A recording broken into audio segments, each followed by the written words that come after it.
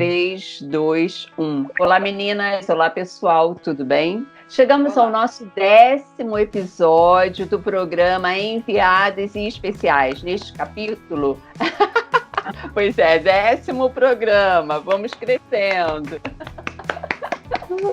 Neste capítulo, nós vamos falar sobre coberturas de fatos históricos que realizamos, guerras, sequestros, terremotos, conflitos e uma história que todos nós estamos vivendo juntos ao mesmo tempo, que é a história, que a gente está nessa travessia juntos do indomável, ainda indomável, coronavírus. Vamos começar com a Mônica, que tem longa experiência de coberturas de conflitos em terras pouco amigáveis. Mônica, vamos lá, conte pra gente. Você foi sequestrada no Iraque. Você pode contar pra gente como é que foi essa experiência? Posso. Bom, isso foi na crise antes da invasão. O Iraque invadiu o Kuwait e estávamos lá cobrindo essa crise pré-invasão. E no último dia de cobertura, eu estava pegando um táxi para voltar para o Hotel Al-Rashid, e o chofer de táxi saiu do caminho, pegou uma estrada, entrando numa estrada menor, passando por campos de treinamento militar, porque você via uns raios vermelhos no ar, você ouvia os soldados, gritaria toda. E eu, sem poder falar, disse para ele parar, eu dizia, tá errado. Ele falava inglês, falava as 5 palavras árabes que eu sabia. E ele continuou até que chegou o momento em que eu puxei o freio de mão, para dizer que eu queria descer lá. Ele passou a mão no pescoço com cara de ou eu vou te matar, ou vão te matar se você saltar do carro. Eu fiquei na dúvida, disse, bom, tem que tomar uma decisão. Puxei o freio de mão, ele agarrou a minha mão, bati com o computador na cabeça dele, me joguei do carro correndo igual aos filmes. Agora, a minha sorte é que era o meu último dia a caminho da Embaixada do Brasil, da onde a gente transmitia a matéria, rumo ao hotel onde eu pegaria o avião. Era o último dia, então eu passei para comprar, não sei se vocês estão vendo aqui, este tapete. Dá para ver? Tinha esse tapete enrolado aqui comigo, a bolsa cruzada com o computador e os fios e tal, e todo o dinheiro e todos os documentos e o visto de saída, porque Iraque precisava visto de saída. Aí, quando eu caí no chão, eu tinha esse tapete. Essa lembrança. Tapete, você tinha acabado de comprar. É um tapete voador? Mas você sabe que eu fiquei toda arranhada. Era uma estrada de terra, o carro era velho e ia devagar. Então, para ninguém pensar que eu estava que nem Tom Cruise, saltando. E dali você saiu caminhando ou você foi direto para o hotel? Como é que você se livrou dessa situação? Não, eu estava a 16 quilômetros de Bagdá, então fui caminhando. Eu estava na dúvida, já tinha escurecido, eu estava na dúvida se dormir lá e esperar o dia aparecer, porque também eu não queria ser. Naquela época eles prendiam você como espiã. Mas dormir lá onde?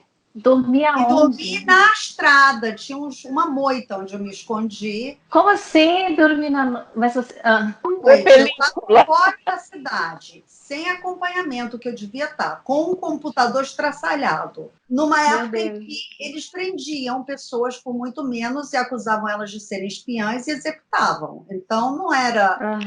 A minha dúvida era, eu espero o dia amanhecer, porque também não quero estar secada, fugir de um cara e cair num campo de treinamento onde tem 200. Pensei nisso, depois eu disse, não, vou andando devagar. E aí, de repente, apareceu uma mulher, porque a estrada de terra tinha 2 canaletas e essa tinha uma coisinha de madeira aqui, com uma pontezinha, e apareceu uma mulher que era de uma casinha super humilde, que me chamou para entrar, ela viu que eu estava toda machucada.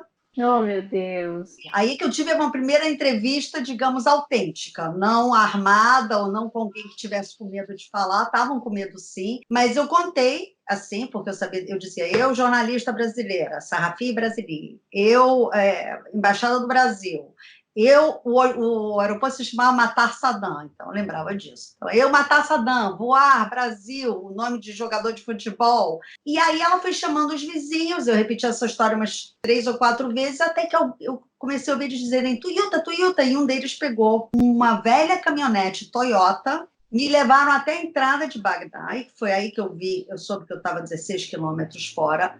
Não queriam entrar comigo, então me deixaram na porta, pararam um táxi, explicaram para o táxi em árabe para onde é que eu ia, E esse Nossa.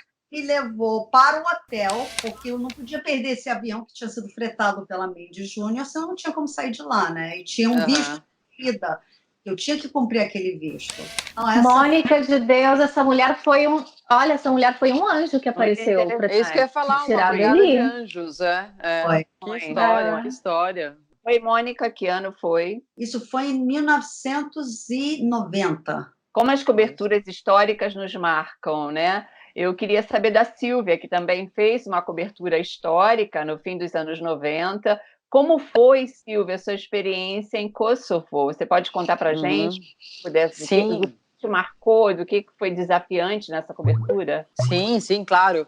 O primeiro desafio foi que foi uma espécie de estreia minha no jornalismo internacional, assim, de fato, né? Porque eu estava morando em Londres nessa ocasião, estava morando lá como correspondente e tinha estourado a Guerra do Kosovo. E eu fui mandada, na verdade, para Macedônia. Bom, e aí a minha tarefa era visitar os campos onde estavam os refugiados que estavam vindo do Kosovo, caminhando para fugir dos bombardeios que o Milosevic, que era então o ditador da Sérvia, estava promovendo ali, porque a ideia era expulsar de verdade a população muçulmana de Kosovo. Era uma disputa muito antiga, muito difícil de entender para quem caía de repente ali. Então eu li o que eu pude ler e eu sei que eu cheguei no aeroporto de Skopje, que é a capital da Macedônia, e a primeira dificuldade foi encontrar alguém que falasse inglês, não encontrava, todo mundo falava macedônio ou alemão, ou seja, não me ajudava em nada. Uma coisa curiosa foi que surgiu um garoto, um moleque de 19 anos, eu era jovem também, e ele falava alguma coisa. E ele se ofereceu para me ajudar, tal. Outro anjo. Foi um pouco uma espécie de anjo também. E ele me levou, porque todos os hotéis já estavam tomados, poucos hotéis de Skopje estavam tomados por jornalistas internacionais, né? A gente foi um por um e não encontrava, e ele conhecia um hotel fazenda, uns 15 quilômetros da capital, e eu fui parar nesse lugar. Nos campos era uma situação muito, assim, triste, assim, não havia perigo ali, porque eram lugares ali assegurados pela ONU, estava o exército de Israel, exército da Noruega, de vários países estavam cuidando dos kosovares. Mas eles iam chegando, eles tinham caminhado quilômetros e quilômetros e estavam num lugar muito precário, né? O banheiro era uma fossa que tinha ali, a comida distribuída todo dia era uma comida precária, as histórias que você ouvia eram histórias horríveis, de que haviam destruído as casas deles, que haviam matado gente da família deles, e havia um problema ali que os habitantes da Macedônia e o governo da Macedônia não queria que esses kosovares se instalassem de vez na Macedônia, porque a Macedônia também não queria um desequilíbrio da sua balança étnica, religiosa, né? Então, como a maioria era muçulmana e a Macedônia é um país cristão ortodoxo, né, na sua maioria, eles não queriam que os kosovares se instalassem. Então, eles separaram as famílias nos campos. E muitos morreram, né? Isso rendeu muito filme, né? Muitos morreram, né? Perdeu a mãe, não acha onde está a mãe. Enfim, né? Isso que você viu de perto. Essa confusão foi o que mais doeu, porque eles pediam para os jornalistas: você ainda vai visitar outros campos? Ou você vai no campo tal, pode mandar uma carta para o meu primo? Eu falei: eu não posso me comprometer que eu vá encontrar seu primo, mas faz a carta, né? Mas enfim. Aí você fica, pela primeira vez eu tive aquele conflito entre só reportar e ajudar. A situação ali era eles estavam acolhidos, tinham fugido do Milosevic, mas também estavam numa situação complicada, difícil, né? A gente viajou muito de carro pela região. Então, esse meu guia, né, meu fixer, ele ia mostrando. Agora a gente está entrando numa região cristã. E as casas eram de um jeito, as mulheres se vestiam de um jeito. Agora a gente está entrando na parte dos ciganos. E quando você chegava no alto, assim, você via Skopje, que era essa capital de longe, ou Ohrid, que é outra cidade importante de lá, você via essa mescla, né? Porque tinha tanto as mesquitas como as igrejas ortodoxas misturadas, né? Eu acho e a diferença étnica da população muito clara quando você ia falar com uma, com outra, tal. Eu queria também fazer aqui uma observação, né? Porque, enfim, no meu caso, por exemplo, eu estou sempre acostumada a ficar mais na América Latina, né? nesses anos todos. E eu fiquei pensando, bom, qual cobertura desafiante eu vou escolher? As manifestações violentas na Bolívia, que vocês não podiam, em algumas situações não podíamos sair às ruas, o sequestro da Embaixada do Japão em Lima, no Peru, onde também nós ficamos lá uns 4 meses, ninguém sabia como ia terminar aquela história, que foi nos anos 1990, e virou série e documentário da Netflix. Ou, como a Patrícia comentou num dos nossos episódios, a cobertura de um terremoto. Para mim, a cobertura do terremoto de 2010 foi a mais difícil, porque eu cheguei lá, o terremoto tinha acabado de acontecer, e quando nós fomos para a posse, era uma posse presidencial, o Congresso Nacional do Chile fica em Valparaíso, a cerca mais ou menos de 1 hora e pouco do centro de Santiago, porque Pinochet, quando liderava o país com mão de ferro, colocou o Congresso bem longe para evitar a aproximação com a população. Então, quando eu estava chegando em Valparaíso, eu estava no táxi, o rádio continuava e o taxista disse: você não está sentindo que está tremendo? E eu olhava, estava o Oceano Pacífico, e eu pensava, nossa, que incrível, o tsunami é uma loucura, né? E olhando aquele mar tranquilo, e ele disse: mas você não está sentindo tremer? Eu falei, não estou. E, de repente, eu comecei a sentir tremer, mas o carro é um lugar seguro, né? Mas tem aquela imagem da então presidente Cristina Kirchner, do príncipe, que era príncipe, ainda não é rei. Esses assuntos a Silvia sabe mais do que eu, do mundo da monarquia. Naquela época ele era o príncipe. Ele era o príncipe. Todos, Evo Morales, todos olhando para cima, dentro do Congresso, mostrando se aqueles lustres históricos iam cair ou não na cabeça deles. Essa imagem é muito marcante, né? Então, assim, claro. a instabilidade, ficar sem chão, para mim, eu acho que foi a cobertura mais difícil, porque a gente tem que continuar trabalhando, todo mundo procurando um refúgio, e a gente procura refúgio, procura como mandar uma matéria, né? Você dormia onde? Eu tinha ficado em Santiago, e de Santiago eu fui para Valparaíso, não tendo ideia melhor, eu escolhi um hotel histórico, lindo, mas ele ficava em cima de uma pedra, então não podia tremer mais, era uma coisa que tremia o tempo inteiro. Bom, mas nesse capítulo nós estamos vivendo todos um terremoto invisível.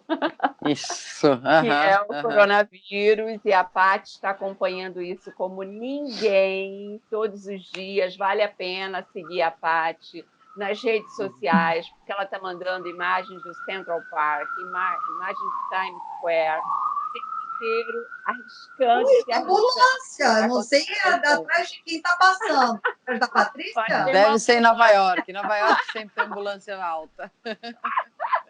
O fireman. Não, mas está demais. Não, mas está impressionante. Tá nessa situação. E como você não fica com um pouquinho de medo de se expor? Como é que é? Conta pra gente. Márcia, eu tenho saído menos vezes de casa. Não é que eu saio a todo momento para fazer as reportagens. E aí eu condenso o que eu pretendo gravar em uma saída, né? Esse é um cuidado. Tenho saído sempre protegida da forma que posso. Tenho máscaras de pano, mas também tem outras que não são, que são de uma compra que eu fiz já há bastante tempo.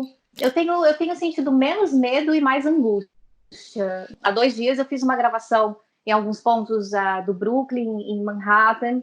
Fui ao Queens também. Estava com um motorista, né, que eu já conheço já há um certo tempo, ele estava comigo e a gente passou nos prontos socorros para ver a movimentação. Eu não, obviamente, entrei no hospital, então não é que eu me expus a um risco, não foi assim. Eu estava do outro lado da rua e pude ver a movimentação de ambulâncias, vi em 2 hospitais diferentes uma paciente que ela não devia ter mais de 50 anos e ela já estava entubada e eles desceram com ela da ambulância, entraram no pronto-socorro, não deu 5 minutos, saíram com a mesma mulher da maca e voltaram com ela para a ambulância foi embora. Porque sair com uma paciente desse estado, imagino porque não tinha vaga, então eles não sabiam que ele não tinha. E isso aconteceu também no hospital aqui do Brooklyn que eu estava. Aí já era um senhor parecia bem de idade, ele entrou no hospital e saiu e a ambulância foi embora. O medo tem, né? De ninguém quer adoecer, obviamente, eu não quero adoecer, não quero que as pessoas que eu conheço aqui tampouco passem por uma situação difícil, Mas é mais angústia mesmo. Nesse dia, depois de gravar, eu até conversei com a Mônica sobre isso, que eu tive insônia e eu tive uma palpitação, já era noite, e eu comecei a achar que eu tinha algum problema. Eu falei, meu Deus, estou com a Covid-19. Eu falei, não, Patrícia, não vai se manifestar assim. Eu tive uma crise de ansiedade, aí molhei os pulsos, sabe? Respirei assim lentamente, comecei a ver umas imagens de momentos felizes da minha vida, anos anteriores, para ver se eu me acalmava. Mas passou, agora assim, hoje eu tô bem, não é que eu tô assim todo o tempo, não é que eu tô panicada todo o tempo. Mas vocês descreveram situações que a Mônica de muito estresse, Silvia também descreveu, você também, de uma situação que eu vivi parecida, cobri terremoto, né? Já cobri protestos. O primeiro documentário que eu fiz, que eu fui em território palestino, eu nunca tinha segurado uma câmera na mão, fiquei lá há 20 dias, dei conta, assim, mas eu estava lá visitando. E aí você trabalha muitas horas, né? Você não tá num lugar que não é sua casa, você tá no hotel, ou enfim, está na casa de alguém. Você pode... Então é a primeira vez que eu estou cobrindo algo que é parte da minha vida também. Porque eu estou aqui, eu tenho minha casa para cuidar, tenho minhas coisas para fazer. Além do que a sociedade está toda transformada, então eu não posso comer na rua, porque os restaurantes estão fechados. Posso pedir delivery, mas nem delivery está difícil. Esses dias eu falei, não, vou pedir, né? Ninguém estava entregando aqui. Todos que eu entrava no app não entrega. Então eu estava estourado, tinha muito pedido e estavam negando. Então tem que cozinhar, é mais uma atividade, é legal cozinhar, não cozinho muito bem, mas assim, então são tarefas a mais que tem que fazer. A moça que vem aqui em casa uma vez por semana não tá vindo. Então tudo isso acrescenta para a cabeça, enfim, ficar um pouco... Normalmente você é enviado a um lugar, você tem a sensação que você vai e que você volta. Ou você vai e fica verdade. e depois volta, mas essa sensação realmente de estar no centro do lugar, de uma coisa que você nem sabe quando vai terminar. Também não tem para onde correr, porque não tem voos indo, saindo, vindo, estão fechando fronteiras.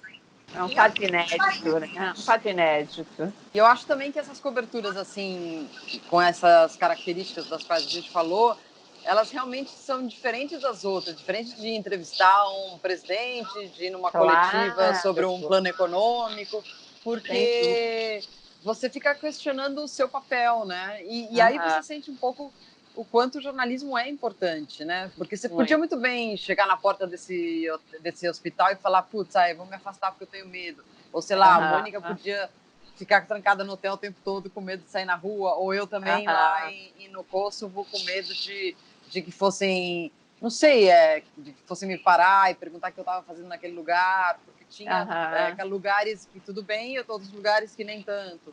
Mas aí você percebe a importância que, se a gente não for ali contar como está o hospital, como é um cenário pré-invasão, ou como estava repercutindo na Macedônia a chegada dos kosovares, as histórias dos kosovares, se não forem os jornalistas, essas histórias não chegam a lugar nenhum. Então, isso dá muita importância para a nossa profissão, né? Acho que com a Márcia também aconteceu isso nessas coberturas aí do Chile, né? Como contar um terremoto, como as pessoas vão saber como é que foi o terremoto se eu não contar. Aí a parte gratificante é que a nossa profissão é revalorizada, né? Pra gente. Não, eu acho que sim, por exemplo, e no caso da Patrícia, por exemplo, ela foi ao Central Park e ela mostrou como é que está o Central Park hoje, né? Ou seja, a gente acredita, não é um fake news. Ela foi lá, imagem. O jornalismo, mais do que nunca, é super importante, né? Patrícia, como é que foi? Você viu o Central Park antes desse momento e agora? O que mudou? Não tinha ninguém? Só estão aquelas barracas improvisadas, como hospitais de campanha? Como é que você era antes e como é que você percebe agora? É importante dizer, Márcia, que esse hospital de campanha ele está montado numa área do Central Park, que fica em Upper East Side, na frente de um hospital. Então, é uma parte, assim, relativamente pequena do parque que está ocupado por essas tendas que são destinadas aos pacientes deste hospital. Tanto que quando eu cheguei lá embaixo do Central Park e perguntei para uma policial onde estão as barracas do Hospital Campanha, a policial não sabia. Aí eu identifiquei que era na 96, próximo à Quinta Avenida, na frente de um hospital que se chama Mount Sinai. É ali naquela região. Então, não é que o Central Park, em sua grande totalidade...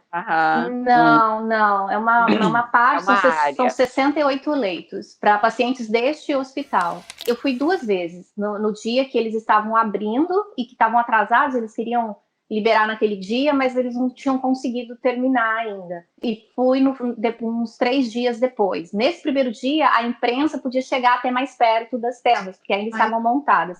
Agora, recentemente que eu fui, já tinha paciente lá. Então, não pode chegar perto, você tem que ficar à distância, e eu pude ficar onde qualquer pessoa poderia estar. E vi pessoas caminhando, vi pessoas de bicicleta, muito menos gente do que num dia comum, mas tinha gente no parque. Uma coisa que eu estava lembrando é que eu fiz alguns cursos de coberturas de risco, né? Tive na África em algumas coberturas, mas, como eu disse, a América Latina é o que realmente marca mais, enfim, o meu trabalho. Nos treinamentos de cobertura de risco, o que nos ensinam você tem que lembrar que você é um ser humano e que sua vida também está em jogo. Mas eu fico pensando, na cobertura, às vezes a gente não lembra disso. A gente quer tanto contar a história, né? Você vê, a Patrícia foi lá e perguntou onde estão as coisas. Ninguém sabia onde estava essa continuidade do hospital. Mas enquanto ela não encontrou, quando tem que se cuidar da saúde, etc., não sossegou. Eu acho que isso é muito legal, né? Uma coisa mais forte do que a gente, né?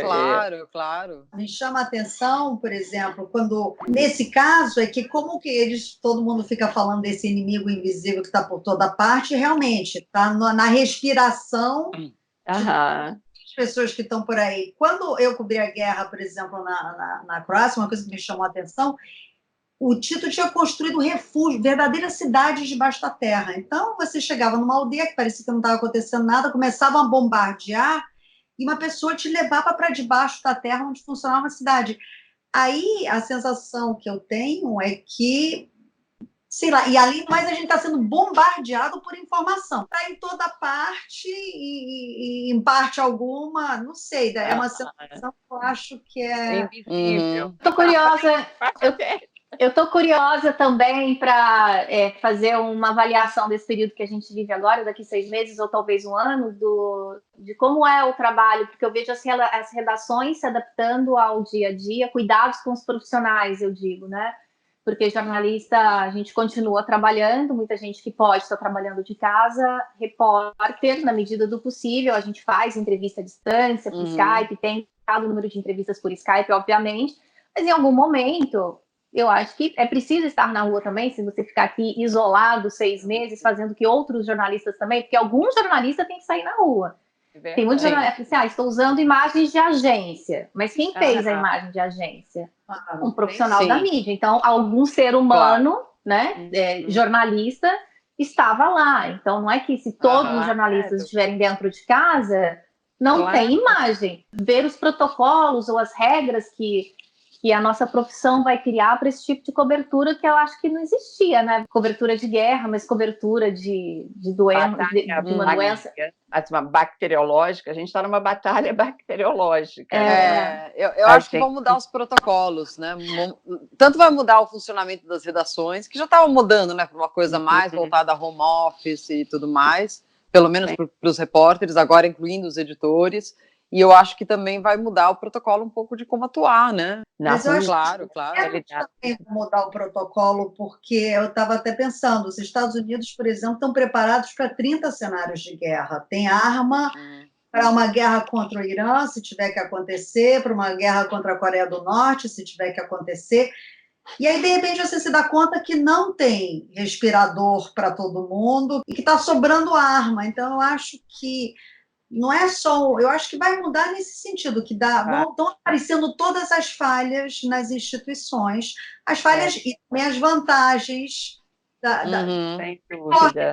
Estão acostumados como diziam todas vocês, estamos acostumadas também a trabalhar de casa e em situações Já estamos chegando no encerramento do nosso programa, o 10º episódio de Enviadas Especiais.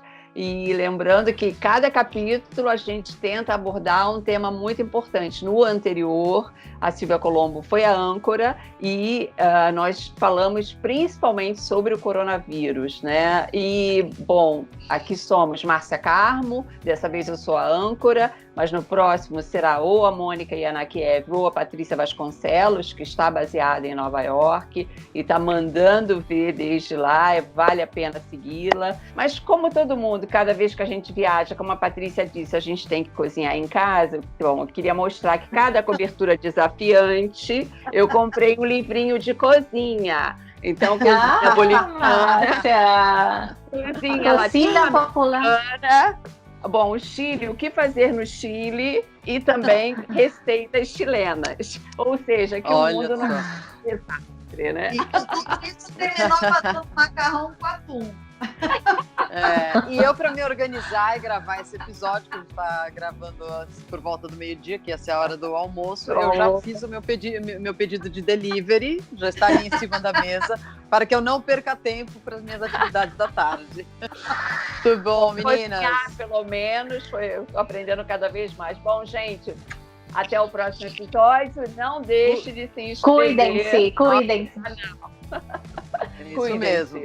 Cuide e mandamos notícias. Beijos. Beijo. Tchau. Tchau.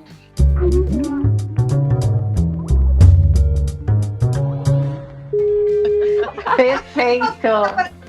A Silvia Colombo, que no programa anterior não estava pedindo dicas para usar máquina de lavar roupa, a Patrícia Vasconcelos